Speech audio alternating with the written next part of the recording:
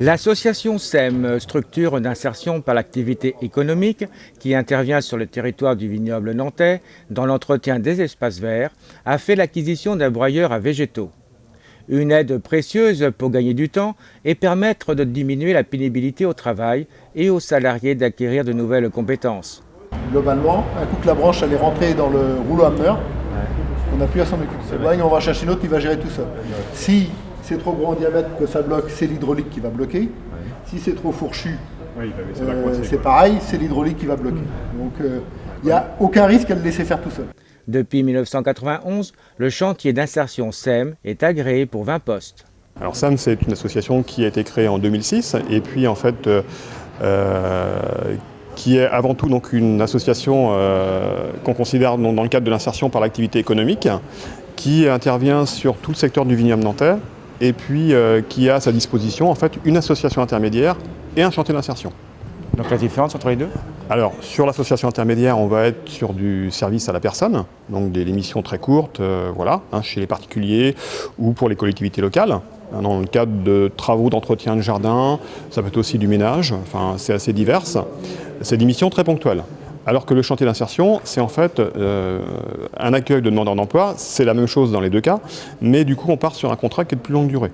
Et un contrat aidé qui partira pour un minimum de 4 mois, et pouvant aller jusqu'à 24. Donc les gens ont un statut en fait en contrat à durée déterminée d'insertion. Donc ils peuvent intervenir chez n'importe qui, tant le particulier que le professionnel ? Alors dans le cas du chantier, c'est vrai qu'on a quand même en priorité des clients comme les mairies, les comités de communes, le Conseil général de Loire-Atlantique, mais aussi quelquefois des particuliers. Mais c'est avant tout quand même les collectivités locales qui sont pour nous les clients les plus importants. Et quelle est l'importance effectivement de votre association, je dirais, par rapport aux insertions ? Nous, si vous voulez, on accueille des personnes qui sont sur des minima sociaux, qui relèvent du RSA, des jeunes qui ont moins de 26 ans, d'autres qui viennent de Pôle emploi, qui ont des fins de droit ACEDIC. Et l'idée, c'est de travailler avec toutes ces personnes le projet professionnel. C'est vrai qu'on a un support d'activité qui les fait travailler, mais en contrepartie, c'est quand même bien le projet professionnel qui est pour nous le plus important, quoi. Donc, dès qu'ils rentrent chez nous, ils sont pris en main par une conseillère en insertion professionnelle. Et on va soit élaborer un projet avec eux forcément, ou étayer en fait leur projet pour aller jusqu'à l'emploi quand c'est possible, quoi. Donc on va travailler sur l'aménagement, l'entretien des chemins de randonnée à l'échelle du vignoble nantais, et puis après sur des zones humides, donc ça peut être en bord de rivière, mais aussi sur des bassins de rétention, et aussi des parcelles boisées. Donc après on a un petit peu évolué dans le temps par le fait qu'en fait on ne puisse plus utiliser de produits herbicides. C'est les collectivités qui en ont fait le choix. C'est-à-dire qu'au niveau voirie communale, on intervient dans le cadre de l'entretien des centres-bourgs au niveau du désherbage. Et pour effectuer un petit peu tout ça, vous avez une aide un peu particulière qui vient juste d'arriver.